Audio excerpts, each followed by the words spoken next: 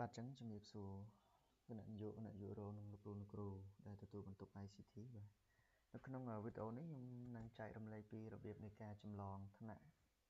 ឬក៏យើងហៅថាការបង្កើតថ្នាក់រៀនថ្មីណាក្នុងចំពោះករណីដែលលោកគ្រូយើងគាត់មានការភ័ន្តច្រឡំទៅលើការបង្កើតបាទមានន័យថាពេលដែលយើងបង្កើតឆ្នាំសិក្សាហ្នឹងគាត់អត់បានគ្រីសយកចំនួនខែឬក៏យកចំនួនថ្នាក់មកទេគឺគាត់គ្រីសហើយគាត់ដកចេញដល់ពេលគាត់ដកចេញមានន័យថាលុបថ្នាក់នឹងចោលអស់លីងដល់ពេលដែលបង្កើតឆ្នាំសិក្សាមកអត់មានថ្នាក់អញ្ចឹងឥឡូវហ្នឹងគឺខ្ញុំនឹងបង្ហាញថាតើយើងទៅច្រឡងថ្នាក់ហ្នឹងយើងច្រឡងបែបម៉េចបាទអញ្ចឹងដើម្បីកុំឲ្យខាតពេល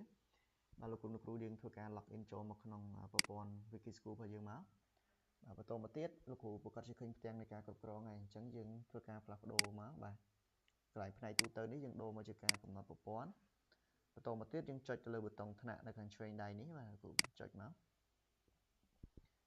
បាទអញ្ចឹងបន្ទាប់ពីយើងចុចហើយលោកគ្រូមើលនៅខាងស្ដាំដៃមកឃើញមានប៊ូតុងបង្កើតច្រឡងថ្នាក់ជាមួយនឹងសិស្សបដូរថ្នាក់អញ្ចឹងយើងកុំនិយាយទៅលើការងារពីរផ្សេងយើងនិយាយតែការច្រឡងថ្នាក់ឬក៏បង្កើតបានហើយអញ្ចឹងឥឡូវចំណុចទី1ខ្ញុំណែនាំពីរបៀបច្រឡងសិនទៅបាទនេះលោកគ្រូចុចមកវាលឿនបាទច្រឡងថ្នាក់នេះវាលឿនអញ្ចឹងចុចច្រឡងថ្នាក់មកអញ្ចឹងនៅពេលដែលយើងចុចច្រឡងថ្នាក់នៅក្នុងនេះគឺទី1គេឲ្យយើងជ្រើសរើសឆ្នាំសិក្សាចាស់បាទបន្តមកទៀតឆ្នាំសិក្សាថ្មីរបស់យើងហ្នឹងហើយនៅកម្រិតតែយើងចង់ច្រឡងកម្រិតណាខ្លះបាទអញ្ចឹងឧទាហរណ៍ថាកម្រិត2អញ្ចឹងយើងចុចបង្ហាញមកអញ្ចឹងយើងអាចច្រឡងម្ដងមកកម្រិតណាបាទអញ្ចឹងឧទាហរណ៍ថាបង្ហាញមកអញ្ចឹងនៅក្នុងឆ្នាំសិក្សា2024-25នេះវាអត់មានថ្នាក់នេះទេបាទអញ្ចឹងលោកគ្រូបើសិនបើមានយើងច្រឡងតាមភាពជាក់ស្ដែងណាសម្រាប់លោកគ្រូបាទ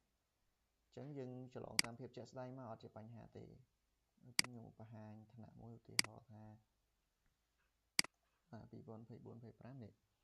អញ្ចឹង2024-25ខ្ញុំមានមួយថ្នាក់នេះអញ្ចឹងឥឡូវយើងចុចបង្ហាញទាំងអស់មកអញ្ចឹងឃើញមានតែមួយថ្នាក់ឯងអញ្ចឹងលោកគ្រូអាច filter ទៅតាមឆ្នាំសិក្សាណាមួយក៏បានដែរអាស្រ័យលើយើងចង់ចម្លងហើយយើងចង់ចម្លងពីឆ្នាំសិក្សាមួយណាអញ្ចឹងណាបាទអញ្ចឹងដោយសារសាលាយើងមានត្រឹមតែ2ឆ្នាំអញ្ចឹងយើងចម្លងពីឆ្នាំសិក្សាដែលយើងមានមកហើយបន្ទាប់ពីយើងឃើញថ្នាក់ហើយលោកគ្រូគ្រាន់តែ select មកបើយើងចង់ច្រឡងទាំងអស់ហ្នឹងតែបើក្នុងករណីដែលយើងចង់ច្រឡងតែមួយថ្នាក់ណាឲ្យត្រូវជាមួយនឹងឆ្នាំសិក្សាបច្ចុប្បន្ននេះលោកគ្រូ tick ទៅបាទ tick លោកគ្រូយើង tick មកបាទអញ្ចឹងបន្ទាប់ពីយើង tick ឧទាហរណ៍យើង tick បានសម្រេចហើយខ្ញុំ tick យកទាំងពីរថ្នាក់ទៅលោកគ្រូចុចពិនិត្យមើលមកអញ្ចឹងពិនិត្យមើលមកអាថ្នាក់ដែលយើងចង់ច្រឡងនេះវាចូលមកក្នុងឆ្នាំសិក្សាថ្មីរបស់យើងនេះហើយណាលោកគ្រូបាទអញ្ចឹងបន្ទាប់ពីយើងចុចពិនិត្យហើយវាឃើញមកថាវាត្រឹមត្រូវអស់ហើយយើងចុចរក្សាទុកមកណាបាទរក្សាទុកពីកម្រិតហ្នឹងមកឧទាហរណ៍ថាឥឡូវទី2 2A 2B ណាខ្ញុំច្រឡងមកឆ្នាំ2025-2026ណាអញ្ចឹងយើងចុចរក្សាទុកទៅអញ្ចឹងខ្ញុំនឹងបានថ្នាក់2កម្រិតហ្នឹងហើយមិនต้องយើងចង់ទៅមើលវិញថាតើឥឡូវបាននៅថ្នាក់ហ្នឹងអញ្ចឹងចុចមកចុចកន្លែងថ្នាក់ឡើងវិញមកនេះលោកគ្រូឃើញទេមាន 2A 2B មកហើយនេះ